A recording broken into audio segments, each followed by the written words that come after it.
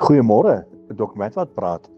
Ek hou so 'n paar seentjies dop, staan by 'n dam en nou vat hulle klippies, nou gooi hulle klippies, dat die klippies nou kan hop oor die water. Dan kyk hulle wie het nou die meeste hoppe gekry. En hierdie een het 'n spesifieke plat klippie wat hy gooi en hy kry 'n hele klomp hoppies. En toe net daarna is dit een van sy vriende wat toe nou 'n beter hoppie gekry het, meer hoppies as hy. En toe nou aan die einde van die dag sê hierdie een seentjie, as ek net hierdie ander klippie kan terugkry, as ek net daai klippie kan kry, maar hy het gesink, hy lê nou onder, maar as ek hom net kan terugkry, gaan julle verseker my nie weer kan wen nie.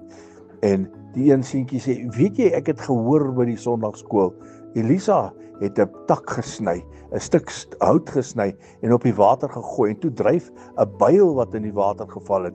En hierdie seentjies het 'n stok en hulle gooi en later is daar 'n hoop stokke nou al gegooi, maar hierdie klippie wil nie opkom boontoe nie. Klippie wil nie dryf nie. My liewe vriend, die kind het die boodskap raak gesien in die huis van die Here. Hoeveel te meer moet ons nie luister as God se woord uitgaan nie.